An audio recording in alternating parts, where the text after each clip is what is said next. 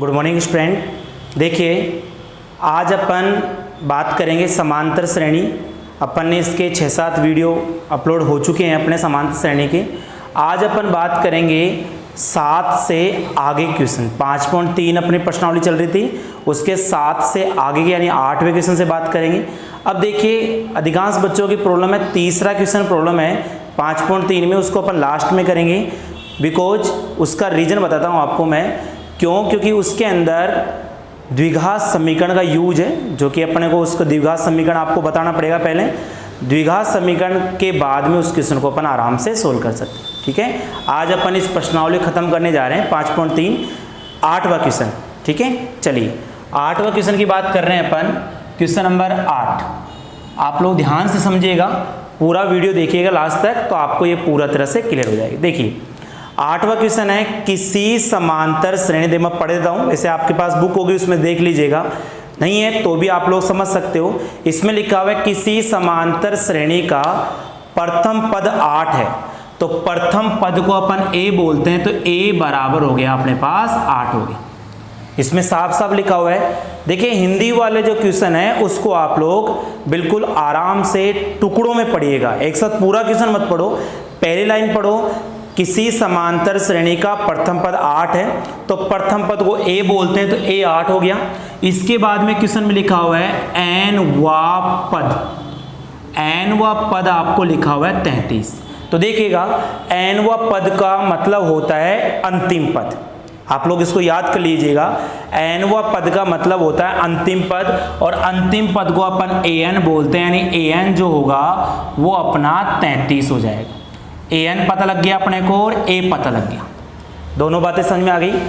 इसके बाद में आपको लिखा हुआ है इसमें प्रथम n पदों का योगफल 123 है। प्रथम n पदों का योगफल 123 है। n पदों का योगफल जिसको अपन Sn बोलते हैं वो दिया हुआ अपने को 123 दिया हुआ। आपको n ज्ञात करना है और अपने को d ज्ञात करना है, दो चीज अपने को ज्ञात करनी। ये आपको क्लियर होगा, वापस सुनिएगा आप लोग। इसके अंदर क्या कह रहा है आपको कि प्रथम पद 8 है, n वा पद 33, यानी n वे पद को अंतिम पद बोलते हैं, अंतिम पद को अपन an बोलते हैं, तो an जो है 33 है। Sn यानी प्रथम n पदों का योगफल 123 है। n और d दोनों अपने को ज्ञात करना है क्वेश्चन के अंदर। सबसे पहले n निकालेंगे, तो देखिए Sn का फॉर्मूला यूज करेंगे अपन, तो Sn का मैं छोटा वाला फॉर्मूला यूज करूंगा।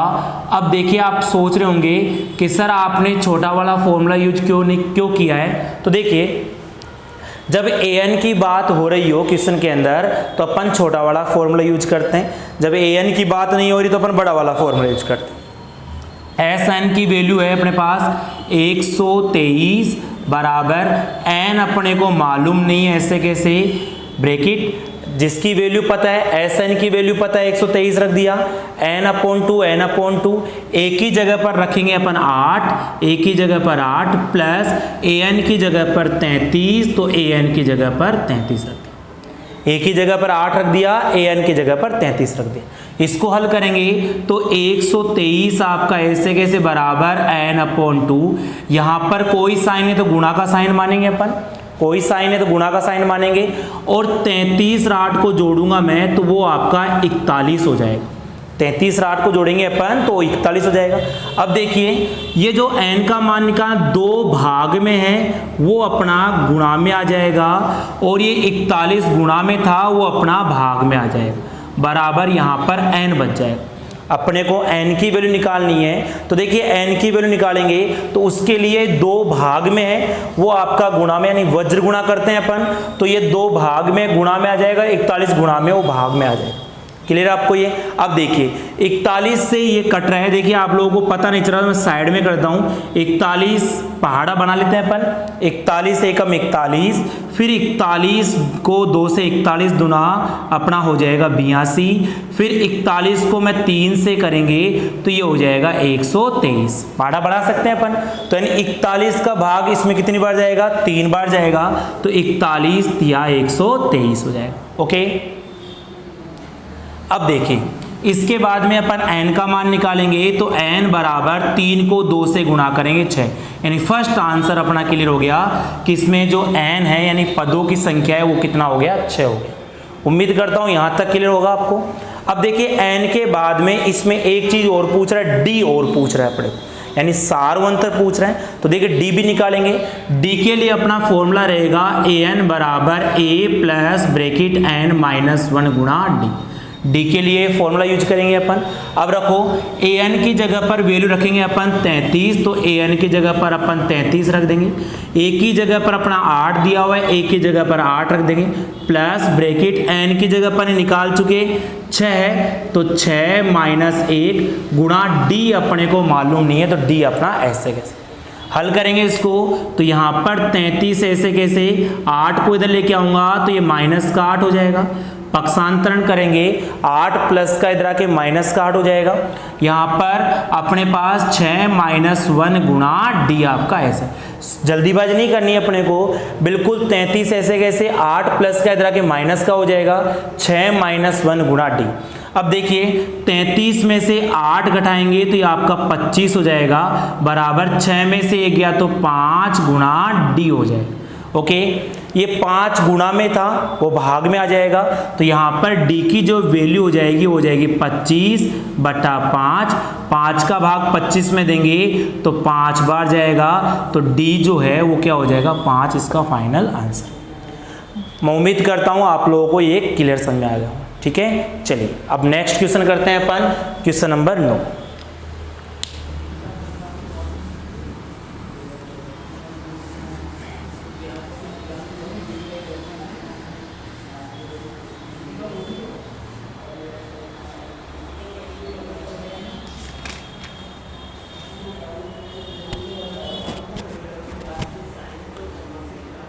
देखिए अगला क्वेश्चन है आपका 9वां क्वेश्चन है, उसको करने जा रहे हैं अपन, क्वेश्चन नंबर 9। देखिएगा 9वां क्वेश्चन जो है उसको करने से पहले मैं आपको कुछ बातें बता रहा हूँ। क्वेश्चन बोलना चाह रहा है 280 रुपए की राशि को 4 पुरस्कारों में डिवाइड करना, मतलब उस 280 रुपए की राशि से अपने को 4 इंसानों में पुरस्कार देना है, 4 विद्यार्थियों में पुरस्कार देना है। ठीक है, लेकिन उस क्वेश्चन के अंदर ये थोड़ा सा चेंज है कि उसने पुरस्कार की शर्त रख दी। क्या शर्त रखी है कि पहला जो पुरस्कार है वो उसके बाद में आने वाले पुरस्कार के लिए उससे ठीक पहले वाले पुरस्कार 20 रुपए कम होने चाहिए। यानी कि इसका मतलब देखो, लैंग्वेज समझ में नहीं आया होगा। यदि मान लो किसी को अपन, पहले इंसान को मैंने 180 रुपए दिए, ठीक है, पहले इंसान यानी पहले पुरस्कार की राशि 180 है, तो अगली राशि हो जाएगी 160, 20 रुपए कम हो जाएगी। ये क्वेश्चन बोलना चाह रहा है अपने ठीक पहले पुरस्कार से 20 रुपए कम होना चाहिए, ये अपने को साफ साफ ये कह रहा है। ठीक है, यानी ठीक पहले पुरस्कार से 20 रुपए कम होने चाहिए। इसके बाद में अगली बात करूं तो वो 20 रुपए कम होने चाहिए, 140 हो सकता है। फिर अगली बात करें तो वो 20 रुपए कम हो जाएगा तो वो 120 हो जाएगा। ऐसे करके अपने को 4 पुरस्कार की राशि निकालनी, 20 रुपए कम कर। ये क्लियर हो गया आप लोगों को। अब देखिए अपने को मालूम नहीं है पहला पुरस्कार कितने का है, तो देखिएगा आप लोग यहां लिखेंगे, माना पहला जो पुरस्कार है उसकी राशि मान लिया मैंने x रुपए मान लिया, पहले पुरस्कार की राशि मैंने x रुपए मान लिया। ठीक है, अब देखिए तो अब बात करते हैं अपन दूसरा जो पुरस्कार होगा, इसके जस्ट अगला वाला जो पुरस्कार होगा उसके बारे में बात करूं मैं, तो वो x माइनस 20 रुपए हो जाए। इस लाइन को वापस रिपीट कर रहा हूं, क्वेश्चन के अंदर साफ साफ लिखा हुआ है कि अपने से ठीक पहले पुरस्कार से, ये जो पुरस्कार है इससे ठीक पहले पुरस्कार से 20 रुपए कम होना चाहिए। और कम का मतलब माइनस होता है। जैसे मान लो पहला पुरस्कार 80 है तो अगला 60 हो जाएगा। 60 कैसे होगा, 20 माइनस करेंगे जब भी 60 होगा। पहला पुरस्कार अपने को मालूम नहीं तो x मान लिया मैंने, तो अगला पुरस्कार 20 को कम करने के लिए कह रहा है तो 20 को अपन माइनस करेंगे। ओके, चलिए इसके बाद में बात करूं मैं तीसरे पुरस्कार की।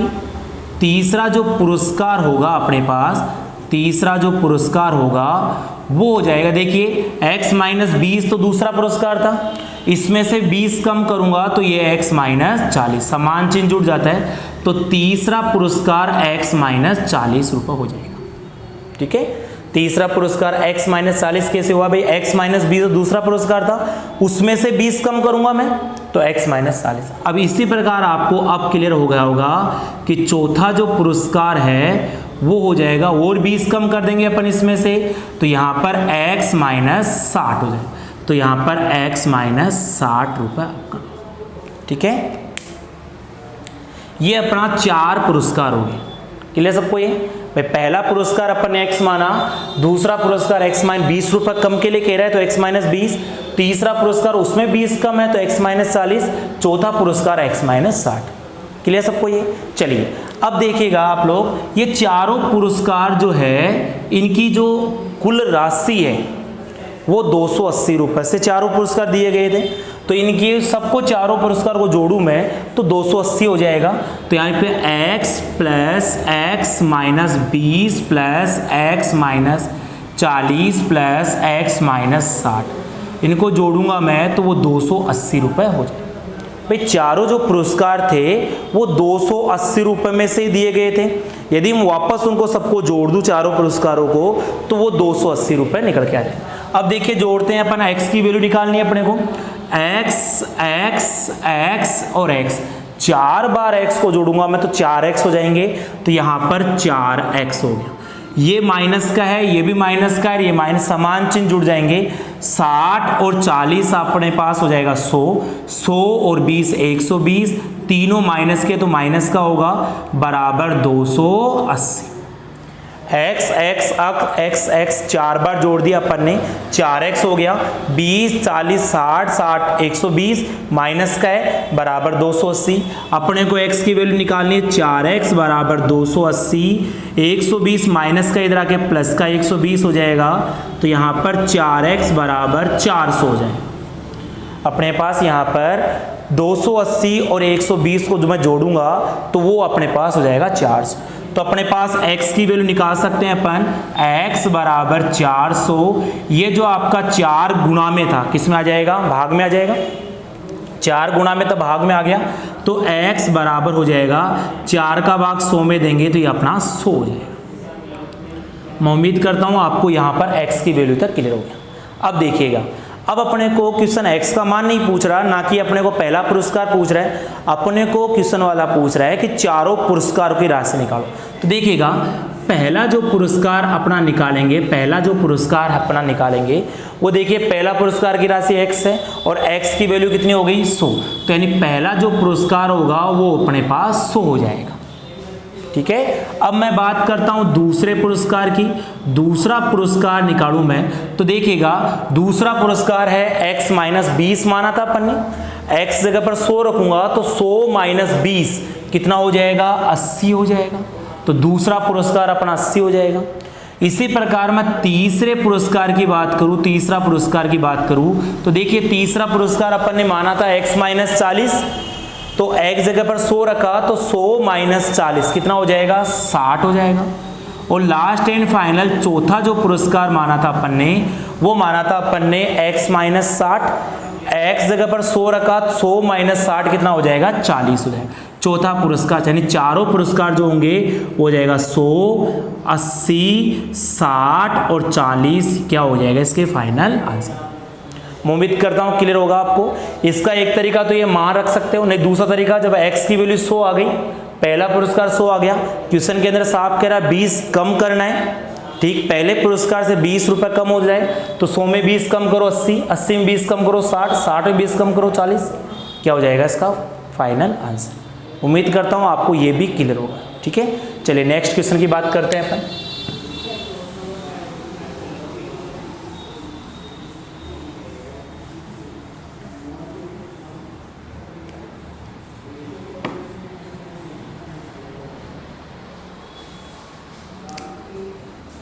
क्वेश्चन नंबर 10,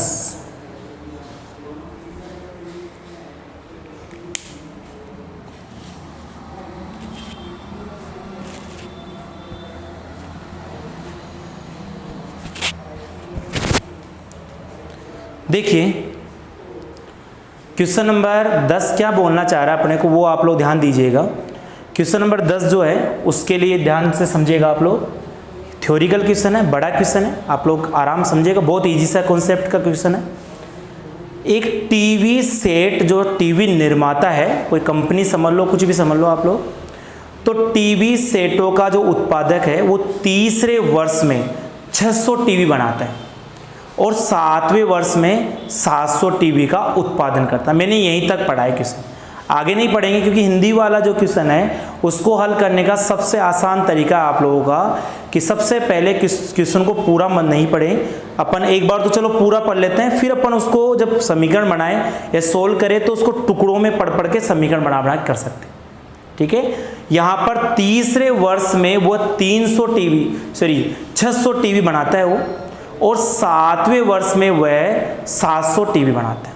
ठीक है, तो वर्ष को यहाँ पर पद मान लेता हूं मैं, यानी कि तीसरे वर्ष में वो 600 टीवी बनाते हैं, यानी तीसरा पद 600 हो गया। तो लिखते हैं यहाँ पर तीसरा पद बराबर 600।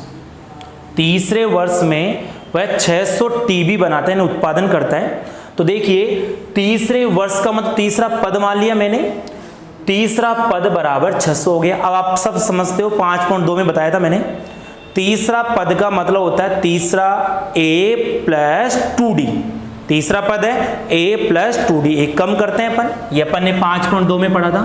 तो a प्लस 2d बराबर 600, और ये हो जाएगा समीकरण नंबर 1। ओके, चलिए आगे बात करते हैं अपन। 7वें वर्ष में वह 700 टीवियों का उत्पादन करता है। अब 7वें वर्ष का मतलब 7वां पद मान लेंगे अपन, तो 7वां पद जो है वो हो जाएगा अपना, यहाँ लिखेंगे अपन 7वां पद हो जाएगा 700, और 7वां पद होता है a प्लस 6d बराबर 700, और ये हो गया आपका समीकरण नंबर 2। ये आपका 7वां पद हो जाएगा a प्लस 6d बराबर 700। क्लियर सबको? अब देखो वही काम करते हैं, आगे क्या पूछना चाह रहा है वो अपन अपने आप निकल जाएगा। पहले a और d का मान अपन दोनों समीकरणों से निकाल सकते हैं। तो देखिए यहाँ पर वर्ष को मैंने पद माना है, तीसरे वर्ष में 600 टीवी बनाता है, तीसरा पद 600 मान लिया, तीसरा पद यानी a प्लस 2d बराबर 600, समीकरण नंबर 1। 7वें वर्ष में 700 टीवी बनाता है, 7वां पद 700 हो जाएगा, a प्लस 6d बराबर 700 हो गया। ओके, चलिए अब आगे बात, दोनों समीकरण हल करूंगा, लिखूंगा यहाँ पर समीकरण 1 व समीकरण 2 को हल करने पर, इनको हल कर रहे हैं अपन। तो देखिएगा जो बड़ा होता है उसको ऊपर रखते हैं अपन, तो a प्लस 6d बराबर 700, a प्लस 2d बराबर 600, और लाइन खींचते और यहाँ लिखते हैं अपन घटाने पर, लाइन खींचते हैं और यहाँ पर लिखते हैं अपन घटाने पर। ये बात ध्यान दीजिएगा आप लोग, बड़े को ऊपर क्यों रखते हैं? वैसे तो आप छोटे को भी ऊपर रख सकते हो, कोई फर्क नहीं पड़ेगा, लेकिन कैलकुलेशन में हो सकता है आपको थोड़ी सी दिक्कत आ जाए, इसलिए कैलकुलेशन को आसान करने के लिए जो अपना तरीका है उसको अच्छा करने के लिए बड़े वाले को ऊपर रखेंगे, छोटे वाले को नीचे रखेंगे, हमेशा घटाते हैं।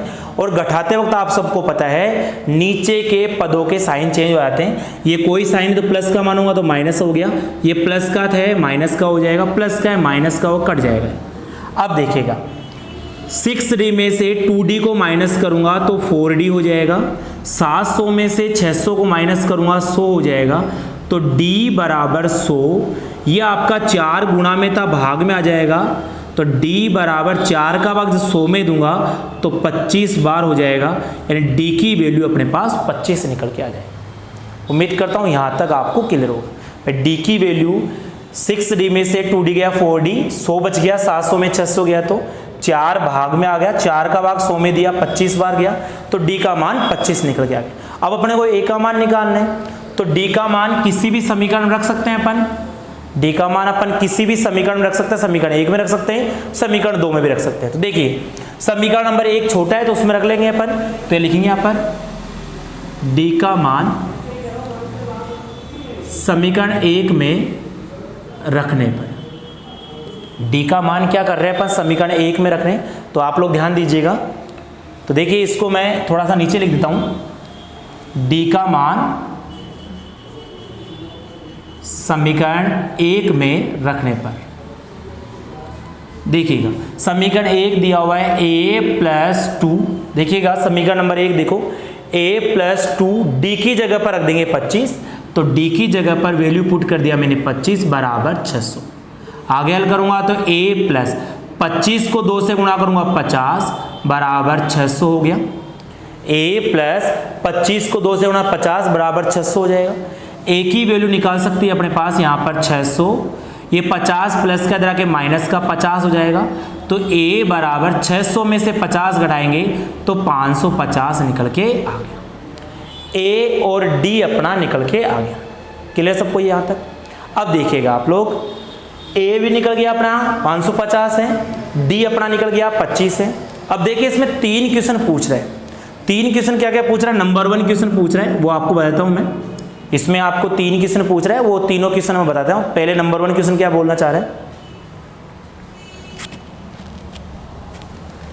देखिए प्रथम वर्ष में उत्पादन, प्रथम वर्ष में उत्पादन, ये पहला क्वेश्चन है कि प्रथम वर्ष में उत्पादन, प्रथम वर्ष देखिएगा, प्रथम वर्ष में उत्पादन यानी कि इसका मतलब हुआ प्रथम वर्ष, वर्ष को अपन शुरू से पद मार रहे हैं, तो प्रथम पद में उत्पादन यानी प्रथम पद क्या होगा उसका, और प्रथम पद को a बोलते हैं, तो a की वैल्यू हो गई अपने पास 550 निकल के आ गई। तो फर्स्ट क्वेश्चन का आंसर क्लियर हो गया। वापस ध्यान दीजिएगा, बहुत इजी सा कॉन्सेप्ट था। प्रथम वर्ष में उत्पादन, प्रथम वर्ष मतलब प्रथम पद, प्रथम पद क्या होगा, तो देखिए प्रथम पद क्या निकल के आया 550, तो फर्स्ट का आंसर होगा। 2 क्वेश्चन का आंसर है वो अपन देखते हैं।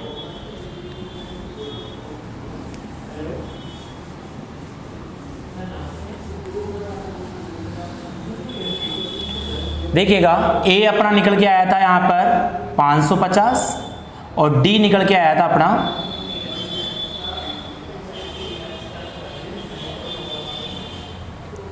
25, ये अपना। अब देखिएगा सेकंड क्वेश्चन क्या बोलना चाह रहा है उसको भी समझो आप लोग। सेकंड क्वेश्चन बोलना चाह रहा है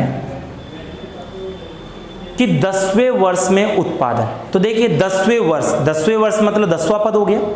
अब अपन 10वां पद निकालेंगे, यहाँ लिखेंगे 10वां पद, 10वां जो पद है वो क्या होगा, वो देखिए आप लोग 10वां पद निकालने के लिए कह रहे हैं, तो 10वां पद होगा a प्लस 9d हो सकता है। देखिएगा आप लोग इसके अंदर क्या पूछ रहा है, सेकंड क्वेश्चन है वो पूछ रहा है अपने को 10वें वर्ष में उत्पादन, 10वें वर्ष में उत्पादन में 10वां पद, और 10वां पद क्या होता है a प्लस 9d होता है। अपन सीख गए a प्लस 9d हो गए। वैसे आप लोग इसको a n बराबर a प्लस n माइनस 1 और d के फॉर्मूले से भी कर सकते हो। तो 10वां पद a प्लस 9d, तो अब देखिए वैल्यू रखते हैं अपन, a की जगह पर 550 रखूंगा मैं, प्लस 9, d की जगह पर मैं 25 रखूंगा। हल करेंगे इसको अपन, तो 550 ऐसे कैसे, प्लस 25 को 9 से गुणा करूंगा तो 225 हो जाएगा। तो ये हो जाएगा आपका 5, यहाँ पर 5 और 2 7, और यहाँ पर 5 और 2 7, यानी 10वां जो पद होगा यानी 10वें वर्ष में जो उत्पादन होगा वो 775 क्या हो जाएगा इसका फाइनल आंसर।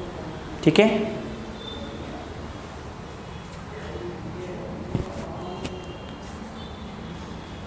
अब देखिए लास्ट क्वेश्चन है इसका, तीसरा क्वेश्चन, वो भी बता देते हैं आप लोगों को, बहुत ईजी सा कॉन्सेप्ट है।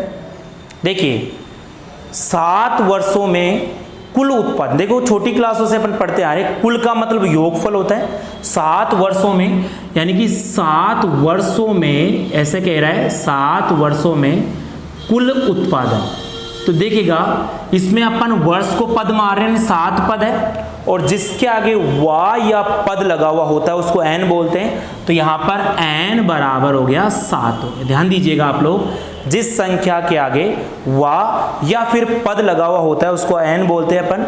7 वर्ष को अपन शुरू से पद मार रहे हैं, तो 7 पदों में जो योगफल होगा, प्रथम 7 पदों का, वो n की जगह पर 7। अब फॉर्मूला यूज करेंगे अपन, Sn बराबर n अपॉन 2, यहाँ पर 2a प्लस n माइनस 1 गुणा d, ये Sn का फॉर्मूला होता है। ध्यान दीजिएगा आप लोग, बड़ा वाला फॉर्मूला यूज क्यों किया अपन ने, क्योंकि जब छोटा वाला फॉर्मूला तब यूज करता है अपने को अंतिम पद की बात हो रही। यहाँ पर 7 पदों में कहीं अंतिम पद की बात नहीं हो रही, तो यहाँ पर s n की जगह पर 7 रखूंगा, फिर यहाँ पर भी n की जगह पर 7/2 ब्रैकेट। अब देखिएगा 2 एक ही जगह पर वैल्यू रखूंगा मैं, एक ही जगह पर 550 है तो यहाँ पर 550 रख दूंगा, प्लस n की जगह पर 7 - 1 गुणा d की जगह पर मैं 25 रख दूंगा, d की जगह मैंने 25। बिल्कुल स्टेप बाय स्टेप आप लोग सोल्व करते हुए, कहीं दिक्कत नहीं आएगी। 7 में 2 का पूरा भाग नहीं जा रहा तो ऐसे कैसे लिख दो आप लोग, कट नहीं रहा, ये गुणा का साइन लगाना चाहो लगा दो। इन दोनों को आपस में गुणा करूंगा मैं, तो देखिए 550 को 2 से गुणा करूंगा 0, 5 दूनी 10, 5 दूनी 10 रे 1100 हो गया। ऐसे आप लोग गुणा कर सकते हो। 7 में से 1 घटाऊंगा 6 बचेगा, 6 को मैं 25 से गुणा करूंगा, 25 6 150 हो जाए, तो यहाँ पर आपके पास 150। आगे हल करेंगे इसको अपन 7/2, यहाँ पर कोई साइन है तो गुणा का साइन, 1100 और 150 जो होगा वो 1250 हो जाएगा, 1100 और 150 जो है 1250 हो जाएगा। अब ये कट रहा है, काट दो, इसका 2 का भाग दूंगा, 6 दूनी 12, 2 दूनी 4 और 5 दूनी 10, तो यहाँ पर हो जाएगा 7 × 625, और 7 को 625 से गुणा करेंगे अपन, तो यहाँ पर 7 5 35, 7 को 5 से गुणा करें, हासिल की 3, 7 दूनी 14 और 3 17, हासिल की 1, और 7 6 7 42 और 1 43, यानी 7 वर्षों में कुल उत्पादन टीवीओ का होगा वो हो जाएगा आपका 4375। मैं उम्मीद करता हूँ यहाँ तक आपको क्लियर होगा। ये आपकी प्रश्नावली कंप्लीट हो गई होगी। अब देखिए आप लोग जो भी डाउट है आप लोगों के वो आप लोग कमेंट्स बॉक्स में लिख के भेज सकते हैं, या फिर जो अपना ग्रुप बना हुआ व्हाट्सएप ग्रुप उसमें भी आप लोग शेयर कर सकते हैं। ठीक है, आपकी जो डाउट है उसका सॉल्यूशन हो जाएगा। अधिकांश बच्चों की तीसरा जो क्वेश्चन है उसको अपन नेक्स्ट वीडियो में बता सकते हैं, या फिर अपन उसको जो तीसरी प्रश्नावली पढ़ेंगे तो उसमें भी अपन करवा सकते हैं। क्यों, वो तीसरी प्रश्नावली से रिलेटेड है, द्विघात समीकरण पर रिलेटेड है, तो ये या तो मैं नेक्स्ट वीडियो में बता दूंगा उसको, नहीं तो आपको तीसरी प्रश्नावली में करवाएंगे तो उसमें करा दें। ठीक है, जब तक अपना ध्यान रखिएगा और पढ़ाई करते रहिएगा। Okay, thank you.